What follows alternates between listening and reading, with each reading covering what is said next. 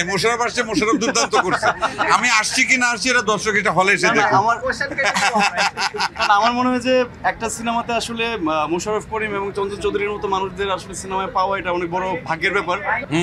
হাওয়াতে আমি ছিলাম চান মাঝি তোমার শত্রু, আর এখানে তুমি ভিলেন। না এখনো চঞ্চল চৌধুরীর খেলাটা কিন্তু এখনো বাকি আছে। আমার মনে হয় যে ইনসাফ টুটা তাড়াতাড়ি বানালে দেখতে পারবে সবাই। এবার সঞ্জয় কিছু বলুক।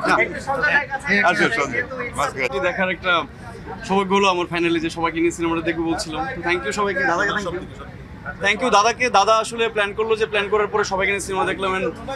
যারা আসছিলেন সবাই আমাদের খুব পরিচিত অ্যান্ড সবাই খুব অ্যাপ্রিসিয়েট করছে সিনেমাটা নিয়ে। তো তৃতীয় সপ্তাহের পরে আসলে এখন সিঙ্গেল স্ক্রিনগুলো বাকি আছে আমাদের, অ্যান্ড আরও কিছু হল বাকি আছে আমাদের। ইনশাল্লাহ আমরা আরও কিছু বেটার কিছু এক্সপেক্ট করি আর কি।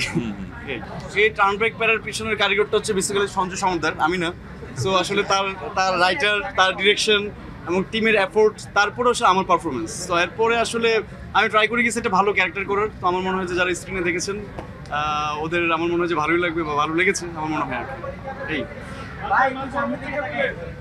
যেহেতু মোশাররফ করিম রয়েছেন একটা গুরুত্বপূর্ণ চরিত্রে, তার সাথে আপনার স্ক্রিন শেয়ার একটা দৃশ্যে ছিলেন, ওনার সাথে মোশাররফ আসছে, মোশাররফ দুর্দান্ত করছে।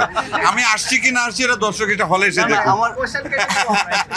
আমার মনে হয় যে একটা সিনেমাতে আসলে মোশাররফ করিম এবং চঞ্চল চৌধুরীর মতো মানুষদের আসলে সিনেমায় পাওয়া এটা অনেক বড় ভাগ্যের ব্যাপার। জীবনের সব আয়োজন এখানে একসাথে।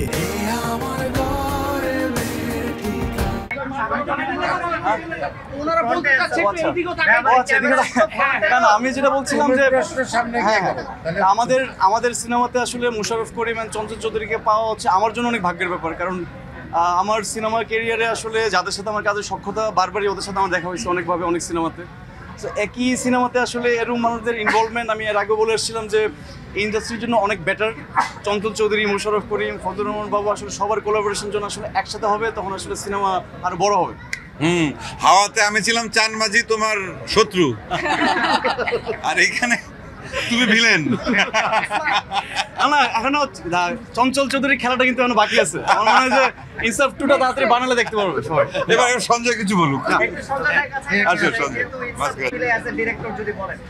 না এটা সত্যি, রাজের কথা ধরেই বলি। মানে চঞ্চল দা, মোশাররফ করিম ভাই, রাজ, বাবু ভাই, ফারিন, সব ধরেন আমার সিনেমায় বা আরও সবাই যারা আছে প্রত্যেকে এত মানে আমার মনে পাল্লা দিয়ে পারফরমেন্স করেছে। এবং তারা মানে থ্রু আউট দ্য ইয়ার্স বা অনেক বছর ধরে তারা বাংলা চলচ্চিত্র, বাংলা সংস্কৃতির তারা একটা বড় ঝান্ডা তাদের হাতে।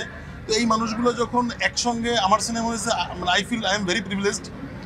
কারণ হচ্ছে এটা আসলে তারা যদি তারা নাই করতে পারতেন আমাকে, তারা যে আমাকে বিশ্বাস করেছেন এবং একজন নির্মাতা হিসেবে আমি সেই জায়গায় সৎ থাকার চেষ্টা করেছি।